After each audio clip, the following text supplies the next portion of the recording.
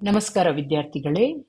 ತೆಲಂಗಾಣ ರಾಜ್ಯದಲ್ಲಿ NMMSನ ಪರೀಕ್ಷೆ ಕಳೆದ ನವೆಂಬರ್ನಲ್ಲಿ ನಡೆಸಲಾಯಿತು. ಸೊ ಆ ಕ್ವಶನ್ ಪೇಪರ್ನ ಕೆಲವು ಲೆಕ್ಕಗಳನ್ನು ನಾವು ಇವತ್ತಿನ ಸಂಚಿಕೆಯಲ್ಲಿ ಮಾಡೋಣ. ಓಕೆ, ಸೊ ಮೊದಲನೇ ಲೆಕ್ಕ, 8ಕ್ಕೆ 66 ಆದರೆ ಎಷ್ಟಕ್ಕೆ 38? ಸೊ ಸಂಖ್ಯಾ ಸಾಮ್ಯತೆಗಳ ಬಗ್ಗೆ ಈ ಲೆಕ್ಕ. ಸೊ ಹೇಗೆ ಮಾಡೋದು? ಸರಿಯಾಗಿ ಸಂಖ್ಯೆಗಳನ್ನೊಮ್ಮೆ ಗಮನಿಸಿ. ಈ ಸಂಖ್ಯೆಗಳು 8 66 ಆಗಿದೆ, ಎಷ್ಟು 38 ಆಗುತ್ತೆ ಅಂತ ಕೇಳಿದ್ದಾರೆ. ಸೊ ಹಾಗಿದ್ರೆ 8 ಮತ್ತೆ 66 ಈ ಎರಡು ಸಂಖ್ಯೆಗಳಿಗೆ ಹೇಗೆ ನಾವು ಸಂಬಂಧ ಕಲ್ಪಿಸಬಹುದು? ಈಗ 8ಅನ್ನು 66 ಅಂತ ಮಾಡ್ಬೇಕು ಅಂತಿದ್ರೆ ಏನ್ ಮಾಡ್ಬೇಕು? 8ರ ವರ್ಗ ಮಾಡಿ ನೋಡೋಣ, ಏನ್ ಸಿಗುತ್ತೆ? 8ರ ವರ್ಗ ಅಂದ್ರೆ 64. ಅದು 66 ಆಗ್ಬೇಕು ಅಂತಿದ್ರೆ ಏನ್ ಮಾಡ್ಬೇಕು? ಅದಕ್ಕೆ 2ಅನ್ನು ಸೇರಿಸ್ಬೇಕು ಅಲ್ವಾ? ಅದೇ ತರ ಯಾವ ಸಂಖ್ಯೆಯನ್ನು ವರ್ಗ ಮಾಡಿ ಅದಕ್ಕೆ 2ಅನ್ನು ಸೇರಿಸಿದ್ರೆ 38 ಬರುತ್ತೆ ಅಂತ ನಾವೀಗ ಆಲೋಚಿಸ್ಬೇಕು. ಸೊ 38 ಬರ್ಬೇಕು ಅಂತಿದ್ರೆ ಯಾವ ಸಂಖ್ಯೆಗೆ 2ಅನ್ನು ಸೇರಿಸ್ಬೇಕು? 36ಅನ್ನು ಅಲ್ವಾ? ಸೊ 36 ಅನ್ನೋದು ಯಾವುದ್ರ ವರ್ಗ? 6ರ ವರ್ಗ ಅಲ್ವಾ? ಹಾಗಿದ್ರೆ ಇಲ್ಲಿ ಪ್ರಶ್ನಾರ್ಥಕ ಚಿಹ್ನೆ ಇದ್ದಲ್ಲಿ ನಾವು 6 ಹಾಕಿದ್ರೆ ಏನಾಗುತ್ತೆ? 6 ಅದರ ವರ್ಗ 36, ಅದಕ್ಕೆ 2ಅನ್ನು ಸೇರಿಸಿದ್ರೆ 38 ಅಂತ ಬರುತ್ತೆ. ಸೊ 8 ಇದ್ದದ್ದು 66 ಆದಾಗ 6 ಇದ್ದದ್ದೇನಾಗುತ್ತೆ? 38 ಆಗುತ್ತೆ. ಸರಿ ಅಲ್ವಾ? ಉತ್ತರ ಆಪ್ಷನ್ ಬಿ ಯಲ್ಲಿದೆ. ಅರ್ಥ ಆಯ್ತು ಅಂತ ಅನ್ಕೊಳ್ತೀನಿ. ಸರಿ, ಎರಡನೇ ಲೆಕ್ಕಕ್ಕೆ ಹೋಗೋಣ. ಈ ಲೆಕ್ಕ ಅಕ್ಷರಗಳ ಸಾಮ್ಯತೆಗಳ ಬಗ್ಗೆ ಇದೆ. ಸೊ ಇಲ್ಲಿ ಏನ್ ಮಾಡಿದ್ದಾರೆ? BCD ಅನ್ನೋದು EFG ಆದರೆ LMN ಅನ್ನೋದು ಏನಾಗುತ್ತೆ ಅಂತ ಕೇಳಿದ್ದಾರೆ. ಸೊ ಈ BCD ಮತ್ತು EFG ಇವೆರಡನ್ನು ಸರಿಯಾಗಿ ಗಮನಿಸಿ. ಏನಾಗಿದೆ? BCD ಆದ್ಮೇಲೆ ಏನ್ ಬರುತ್ತೆ? EFG. ಹಾಗಿದ್ರೆ LMN ಆದ್ಮೇಲೆ ಏನ್ ಬರ್ಬೇಕು? LMN ಆದ್ಮೇಲೆ ಏನ್ ಬರುತ್ತೆ? OPQ ಅಲ್ವಾ? ಸೊ ಇಲ್ಲಿ OPQ ಅಂತ ಬರ್ಬೇಕು ಅಲ್ವಾ? ಸೊ ABCD ನಿಮ್ಗೆಲ್ಲ ಗೊತ್ತಿದೆ. ಸೊ ಎಲ್ಲಿದೆ ಉತ್ತರ? ಆಪ್ಷನ್ ಡಿ ಸರಿಯಾದ ಉತ್ತರ ಅಲ್ವಾ? ಸರಿ, ಮುಂದಿನ ಲೆಕ್ಕ ಮಾಡೋಣ. ಈ ಮೂರನೇ ಲೆಕ್ಕ ಸಂಖ್ಯಾ ಶ್ರೇಣಿಗಳ ಮೇಲೆ ಇದೆ. ಇಲ್ಲಿ ಕೊಟ್ಟಿರುವ ಸಂಖ್ಯಾ ಶ್ರೇಣಿಯನ್ನು ಗಮನಿಸಿ. 0, 6, 24, 60, 120, 210 ಅಂತ ಇದೆ. ಮುಂದಿನ ಸಂಖ್ಯೆ ಯಾವುದು ಅಂತ ನಾವು ಕಂಡುಹಿಡಿಬೇಕು. ಸೊ ಹೇಗ್ ಮಾಡೋದು? ಮೊದಲು ಈ ಸಂಖ್ಯಾ ಶ್ರೇಣಿಗಳಲ್ಲಿರುವ ಸಂಖ್ಯೆಗಳ ನಡುವಿನ ಅಂತರವನ್ನೊಮ್ಮೆ ಗಮನಿಸೋಣ. 0ದಿಂದ 6 ಆಗಿದೆ ಅಂದ್ರೆ +6 ಅಂತಾಯ್ತು. 6ರಿಂದ 24 ಅಂದ್ರೆ +18 ಆಯ್ತು. ಆಮೇಲೆ 24ರಿಂದ 60 ಅಂದ್ರೆ 36 ಆಯ್ತು. ಸೊ 6, 6 3 18, 18 36. ಸೊ ಯಾವುದೇ ಸಂಬಂಧ ಕಾಣಿಸ್ತಾ ಇಲ್ಲ. 60 ಇದ್ದದ್ದು 120 ಅಂದ್ರೆ 60 ಗ್ಯಾಪ್ ಇದೆ ಅಲ್ವಾ? ಸೊ ಈ ತರ ಆಗಲ್ಲ. ಹಾಗಿದ್ರೆ ಬೇರೆ ಯಾವ ತರ ಇದೆ ಅಂತ ಒಂದ್ಸಲ ಗಮನಿಸಿದ್ರೆ ಯಾವ ತರ ಮಾಡ್ಬೋದು? ಈಗ ಮೊದಲನೇ ಸಂಖ್ಯೆ 0 ಅಂತ ಇದೆ. ಹಾಗಿದ್ರೆ ಇಲ್ಲಿ ಏನಾಗಿರ್ಬೋದು? ಏನೋ ಒಂದು ನಾವು ಇಲ್ಲಿ ವ್ಯವಕಲನ ಮಾಡಿರುವ ಸಾಧ್ಯತೆ ಇದೆ ಅಲ್ವಾ? ಸೊ ನಾವು 1ರ ಘನ -1 ಅಂತ ತಗೊಂಡ್ರೆ ಏನ್ ಬರುತ್ತೆ? 0 ಅಂತ ಬರುತ್ತೆ. ಅದೇ ತರ ಮುಂದಿನ ಸಂಖ್ಯೆ 2ರ ಘನ ಮೈನಸ್ ಅದೇ ಸಂಖ್ಯೆಯನ್ನು 2 ಅಂತ ತಗೊಳ್ಳೋಣ. ಎಷ್ಟು ಬರುತ್ತೆ? 8 - 2 ಅಂತ ಮಾಡಿದ್ರೆ 6. ಕರೆಕ್ಟ್, ಎರಡನೇ ಸಂಖ್ಯೆ ಬಂತು. ಈಗ ಮೂರನೇ ಸಂಖ್ಯೆ ನೋಡೋಣ. 3ರ ಘನ -3 ಏನಾಗುತ್ತೆ? 27 - 3 ಅಂದ್ರೆ 24 ಆಯ್ತು ಅಲ್ವಾ? ಕರೆಕ್ಟ್ ಆಗಿದೆ. ಅದೇ ತರ ನಾಲ್ಕನೇ ಸಂಖ್ಯೆ 4ರ ಘನ -4, ಸೊ 64 - 4 ಅಂದ್ರೆ 60 ಆಯ್ತು. 5ರ ಘನ -5 ಅಂದ್ರೆ ಏನಾಯ್ತು? 125 - 5 ಅಂದ್ರೆ 120 ಆಯ್ತು. ಮುಂದೆ 6ರ ಘನ -6 ಅಂದ್ರೆ 216 - 6 ಅಂದ್ರೆ 210 ಆಯ್ತು. ಹಾಗಿದ್ರೆ ಮುಂದಿನ ಸಂಖ್ಯೆ ಯಾವುದಾಗಿರ್ಬೇಕು ಹೇಳ್ಬೋದಾ? 7ರ ಘನ -7 ಅಂದ್ರೆ ಏನು? 343 - 7 ಅಂತ ಮಾಡಬೇಕು. ಸೊ ಎಷ್ಟು ಬರುತ್ತೆ? 343ರಿಂದ 7 ತೆಗೆದ್ರೆ 336 ಬರುತ್ತೆ. ಸೊ ಆ ಕ್ವೆಶ್ಚನ್ ಮಾರ್ಕ್ ಇದ್ದ ಜಾಗದಲ್ಲಿ ಏನ್ ಬರಬೇಕು? 336 ಬರಬೇಕು. ಸೊ ಆಯ್ಕೆಗಳಲ್ಲಿ ಎಲ್ಲಿದೆ? ಆಪ್ಷನ್ ಸಿ ಯಲ್ಲಿ 336 ಅಂತ ಇದೆ. ಸೊ ಸರಿಯಾದ ಉತ್ತರ 336. ಅರ್ಥ ಆಯ್ತಲ್ವಾ? ಈಗ 4ನೇ ಲೆಕ್ಕ ಮಾಡೋಣ. ಈ ಲೆಕ್ಕ ಸಹ ಸಂಖ್ಯಾ ಶ್ರೇಣಿಯ ಮೇಲೆನೆ ಕೊಡಲಾಗಿದೆ. ಸೊ ಇಲ್ಲಿ ಕೊಟ್ಟಿರುವ ಸಂಖ್ಯೆಗಳನ್ನು ಗಮನಿಸಿ. 5, 7, 10, 15, 22. ಮುಂದಿನ ಸಂಖ್ಯೆ ಯಾವುದು ಅಂತ ಕೇಳಿದ್ದಾರೆ. ಈಗ ಈ ಸಂಖ್ಯೆಗಳ ನಡುವೆ ಏನು ಸಂಬಂಧ ಇದೆ ಅಥವಾ ಇಲ್ಲಿ ಯಾವ ತರ ಪ್ಯಾಟರ್ನ್ ಬಳಸಿದ್ದಾರೆ ಅಂತ ನೋಡಿದ್ರೆ, ಈಗ ನಾವು ಈ ಸಂಖ್ಯೆಗಳ ನಡುವಿನ ಅಂತರ ಮೊದಲು ಗಮನಿಸೋಣ. 5, 7 ಆಗಿದೆ ಅಂದ್ರೆ ಏನಾಗಿದೆ? 5 ಆದ್ಮೇಲೆ 6, 7 2 ಜಂಪ್ ಆಗಿದೆ ಅಲ್ವಾ? 7 ಇದ್ದದ್ದು 10 ಆಗಿದೆ ಅಂದ್ರೆ 3 ಜಂಪ್ ಆಗಿದೆ. 10 ಇದ್ದದ್ದು 15 ಆಗಿದೆ ಅಂದ್ರೆ 5 ಜಂಪ್ ಅಲ್ವಾ?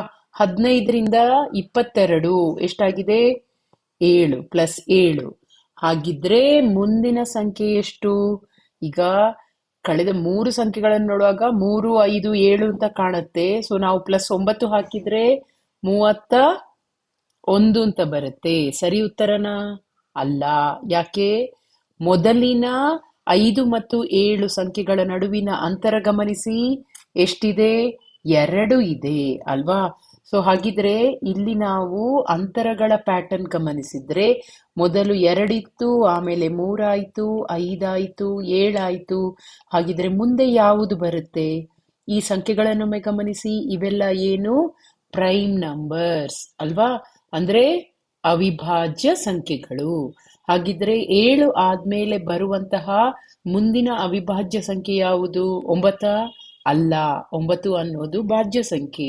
ಸೊ ಮುಂದಿನ ಅವಿಭಾಜ್ಯ ಸಂಖ್ಯೆ 11. ಹಾಗಿದ್ರೆ ಇಲ್ಲಿ 7 ಆದ್ಮೇಲೆ ಇಲ್ಲಿ ಎಷ್ಟನ್ನು ನಾವಿಲ್ಲಿ ಪ್ಲಸ್ ಮಾಡಬೇಕು? 11. ಹಾಗಿದ್ರೆ 22ಕ್ಕೆ 11 ಸೇರಿಸಿದ್ರೆ 33 ಅಂತ ಬರುತ್ತೆ. ಹಾಗಿದ್ರೆ ಸರಿಯಾದ ಉತ್ತರ ಯಾವುದು? 33 ಎಲ್ಲಿದೆ? ಆಪ್ಷನ್ ಡಿ ಯಲ್ಲಿದೆ. ಅರ್ಥ ಆಯ್ತಲ್ವಾ? ಈಗ 5ನೇ ಲೆಕ್ಕ ಮಾಡೋಣ. ಇಲ್ಲಿ ಕೊಟ್ಟಿರುವಂತಹ ಸಂಖ್ಯೆಗಳನ್ನು ಗಮನಿಸಿ. 1, 2, 3, 6, 9, 18. ಆಮೇಲೆ ಕ್ವಶನ್ ಮಾರ್ಕ್, ಆಮೇಲೆ 54 ಅಂತ ಇದೆ. ಸೊ ಈ ಸಂಖ್ಯೆಗಳ ನಡುವೆ ಏನು ಸಂಬಂಧ ಇದೆ? ಸ್ವಲ್ಪ ಆಲೋಚಿಸಿ. ಇಲ್ಲಿ 1, 2, 3, 6, 9, 18, ಆಮೇಲೆ 54. ಈಗ ಒಂದು ಸಂಖ್ಯೆ ಬಿಟ್ಟು ಒಂದು ಸಂಖ್ಯೆಗೆ ಏನಾದ್ರೂ ಸಂಬಂಧ ಇದೆಯಾ ಅಂತ ನೋಡೋಣ. 1 ಒಂದಾದ್ಮೇಲೆ 3 ಅಂತ ಅಂದ್ಕೊಳ್ಳೋಣ. ಆಮೇಲೆ ಬರೋದು 9, ಆಮೇಲೆ ಯಾವುದು ಅಂತ ಗೊತ್ತಿಲ್ಲ. ಓಕೆ, ಅದೇ ತರ ಇಲ್ಲಿ 2ರಿಂದ ಶುರು ಮಾಡೋಣ. 2 ಆದ್ಮೇಲೆ 6, 6 18 ಆಗಿದೆ, 18 54 ಆಗಿದೆ. ಓಕೆ, ಸೊ ಹಾಗಿದ್ರೆ ಈ 2ನೇ, 4ನೇ, 6ನೇ ಮತ್ತು 8ನೇ ಸಂಖ್ಯೆಗಳನ್ನೊಮ್ಮೆ ಗಮನಿಸಿ. ಏನಾಗಿದೆ? 2 ಇದ್ದದ್ದು 6 ಆಗಿದೆ ಅಂದ್ರೆ ಏನ್ ಮಾಡಿದ್ದಾರೆ? 2 ಗುಣಿಸು 3 ಮಾಡಿದ್ದಾರೆ ಅಲ್ವಾ? 2 3ಲಿ 6 ಆಗಿದೆ. ನೆಕ್ಸ್ಟ್ 6 ಇದ್ದದ್ದು 18 ಆಗಿದೆ. ಏನ್ ಮಾಡಿದ್ದಾರೆ? 6 3ಲಿ 18 ಆಗಿದೆ. ನೆಕ್ಸ್ಟ್ 18 ಇದ್ದದ್ದು 54 ಆಗಿದೆ. ಏನ್ ಮಾಡಿದ್ದಾರೆ? 18 ಗುಣಿಸು 3 ಮಾಡಿದ್ದಾರೆ ಅಲ್ವಾ? ಸೊ ಹಾಗಿದ್ರೆ ಇಲ್ಲಿ 2 ಸಂಖ್ಯಾ ಶ್ರೇಣಿಗಳನ್ನು ಮಿಶ್ರ ಮಾಡಿ ಕೊಟ್ಟಿದ್ದಾರೆ. ಸೊ ಈ ತರ ಆಗಿದೆ. ಸೊ ಇನ್ನೊಂದು ಸಂಖ್ಯಾ ಶ್ರೇಣಿಯಲ್ಲಿ ಗಮನಿಸೋಣ. 1 ಇದ್ದದ್ದು 3 ಆಗಿದೆ ಅಂದ್ರೆ ಗುಣಿಸು 3 ಮಾಡಿದ್ದಾರೆ. 3 ಇದ್ದದ್ದು 9 ಆಗಿದೆ ಅಂದ್ರೆ 3ರಿಂದ ಗುಣಿಸಿದ್ದಾರೆ. ಸೊ ಇಲ್ಲಿ 2 ಸಂಖ್ಯಾ ಶ್ರೇಣಿಗಳು ಯಾವ ತರ ಇವೆ? 3ರಿಂದ ಗುಣಿಸ್ತಾ ಹೋಗಿದ್ದಾರೆ. ಸೊ ಹಾಗಿದ್ರೆ ಇಲ್ಲಿ 9 ಇದ್ದದ್ದು ಏನಾಗ್ಬೇಕು? 9 ಗುಣಿಸು 3 ಮಾಡಿದ್ರೆ 27 ಅನ್ನೋ ಸಂಖ್ಯೆ ನಮ್ಗೆ ಕ್ವಶನ್ ಮಾರ್ಕ್ ಜಾಗದಲ್ಲಿ ಸಿಗ್ಬೇಕು. ಉತ್ತರ ಇದೆಯಾ? ಹೌದು. ಎಲ್ಲಿದೆ? ಆಪ್ಷನ್ ಡಿ ಯಲ್ಲಿ ಉತ್ತರ ಇದೆ. ಸೊ ಇದು ನಮ್ಮ ಸರಿಯಾದ ಉತ್ತರ. ಅರ್ಥ ಆಯ್ತಲ್ವಾ? ಸರಿ, ಮುಂದಿನ ಲೆಕ್ಕಕ್ಕೆ ಹೋಗೋಣ. ಇಲ್ಲಿ ಕೊಟ್ಟಿರುವಂತಹ ಸಂಖ್ಯೆಗಳನ್ನು ಗಮನಿಸಿ. 16, 22, 30, ಆಮೇಲೆ ಕ್ವಶನ್ ಮಾರ್ಕ್ ಇದೆ, ಆಮೇಲೆ 52, 66 ಅಂತ ಇದೆ. ಸೊ ಮೊದ್ಲು ಏನ್ ಮಾಡ್ಬೇಕು ನಾವು? ಮೊದ್ಲು ಈ ಸಂಖ್ಯೆಗಳ ನಡುವೆ ಎಷ್ಟು ಅಂತರ ಇದೆ ಅನ್ನೋದನ್ನು ಕಂಡುಹಿಡಿಯೋಣ. 16 ಮತ್ತೆ 22 ಇದರ ನಡುವೆ ಎಷ್ಟು ಅಂತರ ಇದೆ? 16ಕ್ಕೆ 6 ಸೇರಿಸಿದ್ರೆ 22 ಆಗುತ್ತೆ. ಕರೆಕ್ಟಾ? 22 ಮತ್ತು 30 ಇದಕ್ಕೆ ಎಷ್ಟು ಅಂತರ ಇದೆ? 22ಕ್ಕೆ 8 ಸೇರಿಸಿದ್ರೆ 30 ಆಯ್ತು. ಆಮೇಲೆ ಇಲ್ಲಿ ನಮ್ಗೆ ಗೊತ್ತಿಲ್ಲ, ಇಲ್ಲೂ ಗೊತ್ತಿಲ್ಲ. ಮುಂದೆ 52ಕ್ಕೆ ಎಷ್ಟು ಸೇರಿಸಿದ್ರೆ 66 ಆಗುತ್ತೆ? 52ಕ್ಕೆ 14 ಸೇರಿಸಿದ್ರೆ 66 ಆಗುತ್ತೆ. ಹಾಗಿದ್ರೆ ಇಲ್ಲಿ ಅಂತರಗಳೆಷ್ಟಿದೆ ಗಮನಿಸಿದ್ರೆ ಮೊದಲು 6 ಇತ್ತು, ಆಮೇಲೆ 8 ಆಯ್ತು, ಆಮೇಲೆ ಇಲ್ಲಿ ಗೊತ್ತಿಲ್ಲ, ಇಲ್ಲಿ ಗೊತ್ತಿಲ್ಲ, ಇಲ್ಲಿ 14. ಹಾಗಿದ್ರೆ ಅಲ್ಲಿ ನಡುವಿನ ಎರಡು ಸಂಖ್ಯೆಗಳು ಯಾವುದಾಗ್ಬೇಕು ಹೇಳಿ ನೋಡೋಣ? 6, 8, ಇದು 10, ಇದು 12 ಆಗ್ಬೇಕು ಅಲ್ವಾ? ಅಂದ್ರೆ 30ಕ್ಕೆ 10 ಸೇರಿಸಿದ್ರೆ ಮುಂದಿನ ಸಂಖ್ಯೆ ಸಿಗುತ್ತೆ. ಆ ಸಂಖ್ಯೆಗೆ 12 ಸೇರಿಸಿದ್ರೆ 52 ಅಂತ ಸಿಗುತ್ತೆ. ಸರಿಯಾ ಅಂತ ಚೆಕ್ ಮಾಡೋಣ. 30ಕ್ಕೆ 10 ಸೇರಿಸಿದ್ರೆ ಏನ್ ಬರುತ್ತೆ? 30ಕ್ಕೆ 10 ಸೇರಿಸಿದ್ರೆ 40. ಸರಿ, 40ಕ್ಕೆ 12 ಸೇರಿಸಿದ್ರೆ 40ಕ್ಕೆ 12 ಸೇರಿಸಿದ್ರೆ ಮುಂದಿನ ಸಂಖ್ಯೆ 52 ಅಂತ ಬರುತ್ತೆ. ಹಾಗಾಗಿ ಪ್ರಶ್ನಾರ್ಥಕ ಚಿಹ್ನೆ ಇದ್ದಲ್ಲಿ ಏನ್ ಬರ್ಬೇಕು? ಇಲ್ಲಿ 40 ಅಂತ ಬರ್ಬೇಕು ಅಲ್ವಾ? ಅರ್ಥ ಆಯ್ತಲ್ವಾ? ಸರಿ, ಇಲ್ಲಿದೆ ಆಪ್ಷನ್ ಎ ಸರಿಯಾದ ಉತ್ತರ. ಓಕೆ, ಮುಂದಿನ ಲೆಕ್ಕ ಮಾಡೋಣ. ಇಲ್ಲಿ ಕೊಟ್ಟಿರುವ ಸಂಖ್ಯೆಗಳೇನು? 3, 7, 15, ಆಮೇಲೆ ಕ್ವಶನ್ ಮಾರ್ಕ್, ಆಮೇಲೆ 63, 127. ಸೊ ನಮ್ದು ಮೊದಲನೇ ಸ್ಟೆಪ್ ಏನು? ಸಂಖ್ಯೆಗಳ ನಡುವಿನ ಅಂತರವನ್ನು ಗಮನಿಸೋದು ಅಲ್ವಾ? ಹಾಗಿದ್ರೆ 3 ಮತ್ತು 7 ಇದರ ನಡುವೆ ಎಷ್ಟು ಅಂತರ ಇದೆ? +4 ಅಲ್ವಾ? 7 ಮತ್ತೆ 15 ಎಷ್ಟು ಅಂತರ ಇದೆ? +8. ಆಮೇಲೆ ಇಲ್ಲಿ ಗೊತ್ತಿಲ್ಲ, ಇಲ್ಲೂ ಗೊತ್ತಿಲ್ಲ. 63 ಮತ್ತೆ 127 ಎಷ್ಟು ಅಂತರವಿದೆ? +64. ಈಗ ಈ ಅಂತರಗಳು ಎಷ್ಟಿವೆ ಅನ್ನೋದನ್ನು ಗಮನಿಸಿದ್ರೆ ಇಲ್ಲಿ ನಾವು ಒಂದು ಪ್ಯಾಟರ್ನ್ ಅನ್ನು ಗಮನಿಸಬಹುದು. ಏನಾಗಿದೆ? ಇಲ್ಲಿ ಮೊದಲು 4 ಇತ್ತು, ಆಮೇಲೆ 8 ಆಗಿದೆ, ಆಮೇಲೆ ಏನಾಗ್ಬೋದು? 4, 8, 16, ಆಮೇಲೆ 32, ಆಮೇಲೆ 64 ಈ ತರ ಆಗಿರ್ಬೋದು ಅಲ್ವಾ? ಸೊ ಹಾಗಿದ್ರೆ ಪ್ರತಿ ಹಂತದಲ್ಲಿ ಆ ಸಂಖ್ಯೆಗಳು ಡಬಲ್ ಆಗ್ತಾ ಹೋಗಿವೆ ಅಲ್ವಾ? ಸೊ 4 ಇದ್ದದ್ದು 8, 8 ಇದ್ದದ್ದು 16, 16 ಇದ್ದದ್ದು 32, 32 ಇದ್ದದ್ದು 64. ಸೊ ಇದನ್ನೇ ನಾವು ಗಮನಿಸಿದ್ರೆ ಇಲ್ಲಿ ಪ್ರಶ್ನಾರ್ಥಕ ಚಿಹ್ನೆ ಇದ್ದಲ್ಲಿ ಏನ್ ಬರ್ಬೇಕು? 15ಕ್ಕೆ 16 ಸೇರಿಸಿದ್ರೆ ಎಷ್ಟು ಬರುತ್ತೆ? 31 ಬರುತ್ತೆ ಅಲ್ವಾ? ಹಾಗಿದ್ರೆ ಪ್ರಶ್ನಾರ್ಥಕ ಚಿಹ್ನೆ ಇದ್ದಲ್ಲಿ ಏನ್ ಬರಿಬೇಕು? 31 ಅಂತ ಬರಿಬೇಕು. ಆದ್ರೆ ಅದು ಸರಿನಾ ನೋಡೋಣ. ಯಾಕಂದ್ರೆ 31ಕ್ಕೆ 32 ಸೇರಿಸಿದ್ರೆ 63 ಬರಬೇಕು. ಕರೆಕ್ಟ್, 31ಕ್ಕೆ 32 ಸೇರಿಸಿದ್ರೆ ಎಷ್ಟು ಬರುತ್ತೆ? 63 ಬರುತ್ತೆ. ಹಾಗಿದ್ರೆ ನಾವು ಕಂಡುಹಿಡಿದ ಈ ಸಂಖ್ಯೆ ಸರಿಯಾಗಿದೆ. ಸೊ ಪ್ರಶ್ನಾರ್ಥಕ ಚಿಹ್ನೆ ಇದ್ದಲ್ಲಿ ಏನ್ ಬರಬೇಕು? 31 ಬರಬೇಕು. ಎಲ್ಲಿದೆ? ಆಪ್ಷನ್ ಎ ಸರಿಯಾದ ಉತ್ತರ. ಇದೇ ಲೆಕ್ಕವನ್ನು ಇನ್ನೊಂದು ಲಾಜಿಕ್ ಬಳಸಿ ಮಾಡ್ಬೋದು. ಹೇಗೆ? ಈಗ ಮೊದಲನೇ ಸಂಖ್ಯೆ ಗಮನಿಸಿ, 3 ಅಲ್ವಾ? 3ಅನ್ನು 2ರಿಂದ ಗುಣಿಸಿದ್ರೆ ಏನಾಗತ್ತೆ? 3ಅನ್ನು 2ರಿಂದ ಗುಣಿಸಿದ್ರೆ 3 2 6, ಅದಕ್ಕೆ 1 ಸೇರಿಸಿದ್ರೆ ಏನ್ ಸಿಗುತ್ತೆ? 7 ಅಲ್ವಾ? ಅದೇ ತರ ನೆಕ್ಸ್ಟ್ 7ಅನ್ನು 2ರಿಂದ ಗುಣಿಸಿ ಏನ್ ಸಿಗುತ್ತೆ? 14, ಅದಕ್ಕೆ 1ಅನ್ನು ಸೇರಿಸಿದ್ರೆ ಏನ್ ಸಿಗುತ್ತೆ? ಮುಂದಿನ ಸಂಖ್ಯೆ 15. ಆಮೇಲೆ ಇದೇ ಪ್ಯಾಟರ್ನ್ ಬಳಸಿದ್ರೆ 15ಕ್ಕೆ 2ರಿಂದ ಗುಣಿಸ್ಬೇಕು, 30 ಬಂತು, 30ಕ್ಕೆ 1ಅನ್ನು ಸೇರಿಸಿದ್ರೆ 31 ಅಂತ ಬರುತ್ತೆ ಅಲ್ವಾ? ಸೊ ಅದನ್ನೇ ಮುಂದೆ ಮಾಡಿದ್ರೆ ಏನಾಗುತ್ತೆ? 31 ಗುಣಿಸು 2 ಮಾಡಿದ್ರೆ 62, ಪ್ಲಸ್ 1 ಮಾಡಿದ್ರೆ 63. ಮುಂದೆ 63 ಗುಣಿಸು 2 ಮಾಡಿದ್ರೆ 126, ಪ್ಲಸ್ 1 ಮಾಡಿದ್ರೆ 127. ಸೊ ಈ ಲಾಜಿಕ್ ಸಹ ಇಲ್ಲಿ ಸರಿ ಹೊಂದುತ್ತೆ ಅಲ್ವಾ? ಸೊ ಯಾವುದೇ ಈ ಎರಡು ಲಾಜಿಕ್ ಅನ್ನು ಬಳಸಿ ನಾವು ಉತ್ತರವನ್ನು ಕಂಡು ಹಿಡಿಬಹುದು. ಅರ್ಥ ಆಯ್ತಲ್ವಾ? ಸರಿ, ಮುಂದಿನ ಲೆಕ್ಕಕ್ಕೆ ಹೋಗೋಣ. AZCXFU ಮುಂದಿನ ಅಕ್ಷರದ ಗುಂಪು ಯಾವುದು ಅಂತ ಕೇಳಿದ್ದಾರೆ ಅಲ್ವಾ? ಸೊ ಇದು ಅಕ್ಷರ ಶ್ರೇಣಿಗಳ ಮೇಲೆ ಕೊಡಲಾದ ಲೆಕ್ಕ. ಸೊ ಇದನ್ನು ಹೇಗ್ ಮಾಡೋದು? ಮೊದಲು ನಾವು ಈ ಅಕ್ಷರಗಳ ಶ್ರೇಣಿಯಲ್ಲಿ ಪ್ರತಿ ಗುಂಪಿನ ಮೊದಲನೇ ಅಕ್ಷರವನ್ನು ಗಮನಿಸೋಣ. ಸೊ ಇದರಲ್ಲಿ AZ ಅಲ್ಲಿ A, CX ಅಲ್ಲಿ C, FU ಯಲ್ಲಿ F. ಇವುಗಳನ್ನು ನಾವು ಗಮನಿಸಿದ್ರೆ ಈ ಅಕ್ಷರಗಳ ನಡುವೆ ಎಷ್ಟು ಅಂತರ ಇದೆ ಅಂತ ನೋಡಿದ್ರೆ ನಮ್ಗೇನ್ ಗೊತ್ತಾಗತ್ತೆ? ಎ ಮತ್ತೆ ಸಿಗಳ ನಡುವೆ ಎ ಆದ್ಮೇಲೆ ಏನ್ ಬರ್ಬೇಕಿತ್ತು, ಬಿ ಬರ್ಬೇಕಿತ್ತು. ಬಿ ಅನ್ನು ಬಿಟ್ಟು ಸಿ ಅಂತ ಹಾಕಿದ್ದಾರೆ ಅಲ್ವಾ. ಸಿ ಮತ್ತೆ ಎಫ್ ನ ನಡುವೆ ನೋಡಿ, ಸಿ ಆದ್ಮೇಲೆ ಡಿ ಇ ಎರಡು ಅಕ್ಷರಗಳನ್ನು ಬಿಟ್ಟು ಎಫ್ ಅಂತ ಬಂದಿದೆ. ಹಾಗಿದ್ರೆ ಮುಂದಿನ ಅಕ್ಷರಗಳ ಗುಂಪು ಯಾವುದರಿಂದ ಪ್ರಾರಂಭವಾಗಬೇಕು? ಎಫ್ ಮತ್ತು ಆ ಅಕ್ಷರದ ನಡುವೆ ಎಷ್ಟು ಅಕ್ಷರಗಳನ್ನು ಬಿಡಬಹುದು ಹೇಳಿ ನೋಡೋಣ. ಮೊದಲು ಒಂದು ಅಕ್ಷರ ಬಿಡಲಾಗಿದೆ, ಆಮೇಲೆ ಎರಡು ಅಕ್ಷರ ಬಿಡಲಾಗಿದೆ. ಹಾಗಿದ್ರೆ ಮುಂದೆ ಮೂರು ಅಕ್ಷರ ಬಿಡಬೇಕು ಅಲ್ವಾ. ಸೊ ಯಾವುದದು ಮೂರು ಅಕ್ಷರ? ಎಫ್ ಆದ್ಮೇಲೆ ಜಿ ಹೆಚ್ ಐ, ಮೂರು ಅಕ್ಷರ ಬಿಟ್ಟು ಮುಂದಿನ ಅಕ್ಷರ ಯಾವುದದು?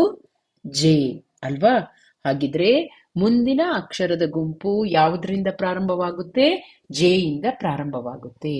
ನಾವೀಗ ಇಲ್ಲಿ ಕೊಟ್ಟಿರುವಂತಹ ಆಯ್ಕೆಗಳನ್ನು ನೋಡಿದ್ರೆ ಜೆ ಇಂದ ಪ್ರಾರಂಭವಾಗುವಂತಹ ಗುಂಪು ಎಲ್ಲಿದೆ?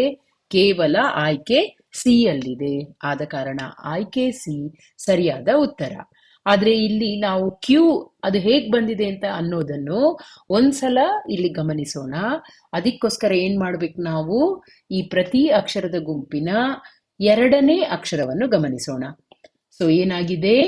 ಝೆಡ್ ಎಕ್ಸ್ ಯು ಅಂತ ಇದೆ. ಹಾಗಿದ್ರೆ ಮುಂದಿನ ಅಕ್ಷರ ಯಾವುದು ಹೇಳ್ಬಹುದಾ? ಈಗ ಇದಕ್ಕೆ ನಾವು ಝೆಡ್ ಮತ್ತು ಎಕ್ಸ್ ನಡುವೆ ಎಷ್ಟು ಗ್ಯಾಪ್ ಇದೆ ಅನ್ನೋದನ್ನು ನೋಡ್ಬೇಕು.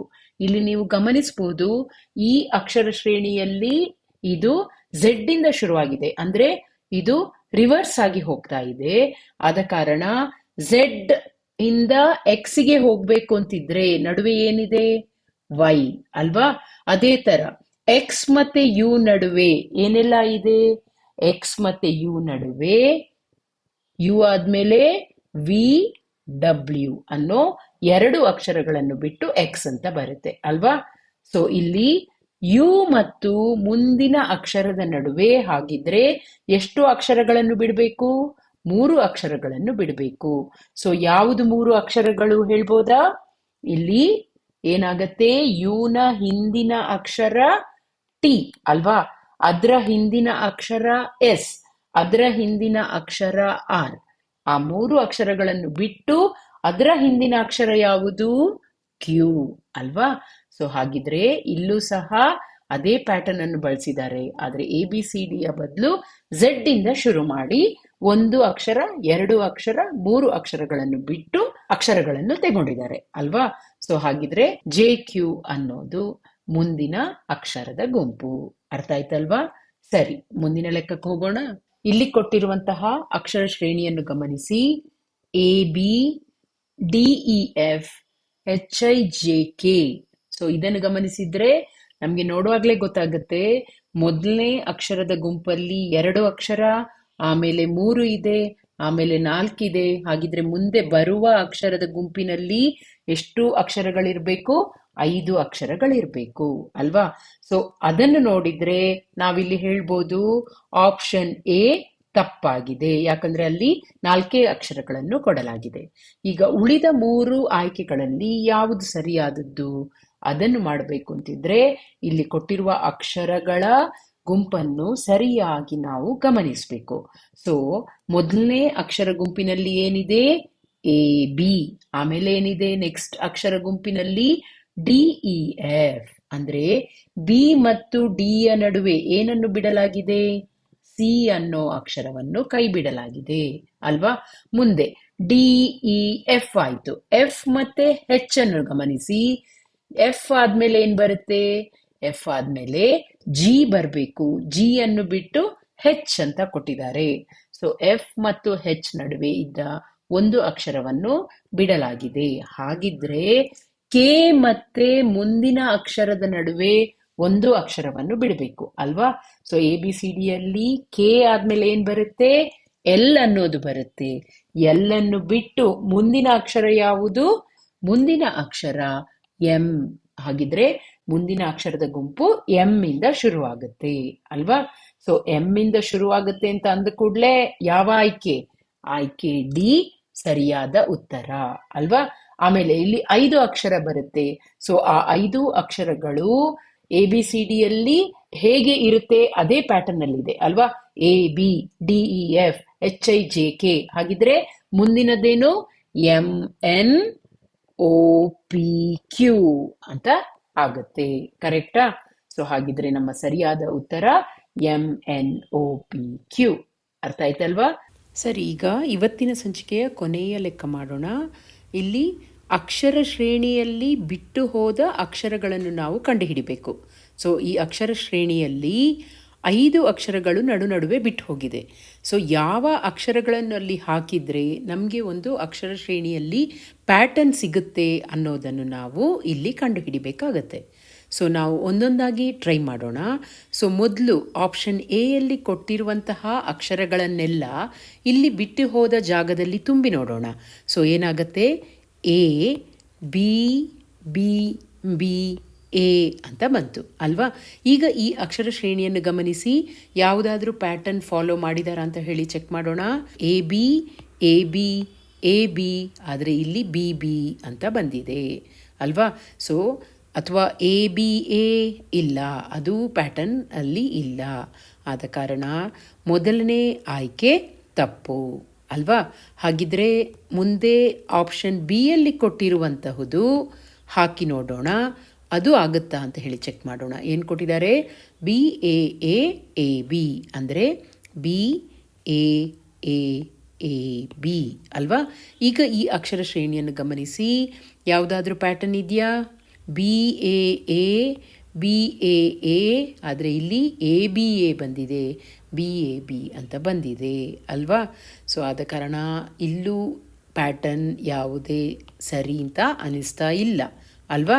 ಸೊ ಹಾಗಿದ್ರೆ ಎರಡನೇ ಆಯ್ಕೆ ಸಹ ತಪ್ಪು. ಈಗ ಮೂರನೇ ಆಯ್ಕೆ ಗಮನಿಸಿ. ಮೂರನೇ ಆಯ್ಕೆಯಲ್ಲಿ ಏನಿದೆ? A B B A B ಅಂದರೆ A B B A B. ಈಗ ಯಾವುದಾದ್ರೂ ಪ್ಯಾಟರ್ನ್ ಕಾಣಿಸುತ್ತಾ ನೋಡೋಣ. ಸೊ ಏನಾಗಿದೆ ಇದು? A B A B A B A B A B A B ಅಲ್ವಾ? ಸೊ ಹಾಗಿದ್ರೆ ಇಲ್ಲಿ ಎರಡೇ ಅಕ್ಷರ ಎ ಬಿ ಅನ್ನೋದನ್ನು ಮತ್ತೆ ಮತ್ತೆ ರಿಪೀಟ್ ಮಾಡಿದ್ದಾರೆ ಅಲ್ವಾ? ಸೊ ಹಾಗಿದ್ರೆ ಮೂರನೇ ಆಯ್ಕೆಯ ಅಕ್ಷರಗಳನ್ನು ಬಿಟ್ಟು ಹೋದ ಜಾಗದಲ್ಲಿ ತುಂಬಿದ್ರೆ ನಮಗೆ ಈ ಥರ ಪ್ಯಾಟರ್ನ್ ಸಿಗುತ್ತೆ ಅಲ್ವಾ? ಹಾಗಿದ್ರೆ ಸರಿಯಾದ ಉತ್ತರ ಯಾವುದು? ಆಪ್ಷನ್ ಸಿ ಸರಿಯಾದ ಉತ್ತರ. ಆಪ್ಷನ್ ಡಿ ಬೇಕಿದ್ರೆ ಚೆಕ್ ಮಾಡೋಣ. B B A B A ಅಂತ ಇದೆ. So B B A B A ಅಲ್ವಾ? ಸೊ ಆಗ ಏನಾಗುತ್ತೆ? B B A B A A B B A A A B ಅಂತ ಬರುತ್ತೆ. ಸೊ ಆಪ್ಷನ್ ಡಿ ಸಹ ತಪ್ಪು ಅಲ್ವಾ? ಸೊ ಹಾಗಿದ್ರೆ ಸರಿಯಾದ ಉತ್ತರ ಯಾವುದು? ಸರಿಯಾದ ಉತ್ತರ ಆಪ್ಷನ್ ಸಿ. ಅರ್ಥ ಆಯ್ತಲ್ವಾ? ಸರಿ, ಇಂತಹುದೇ ಲೆಕ್ಕಗಳನ್ನು ಅಭ್ಯಾಸ ಮಾಡ್ತಾ ಇರಿ. ಮುಂದಿನ ಸಂಚಿಕೆಯಲ್ಲಿ ಮತ್ತಷ್ಟು ಲೆಕ್ಕಗಳನ್ನು ಮಾಡೋಣ. All the best.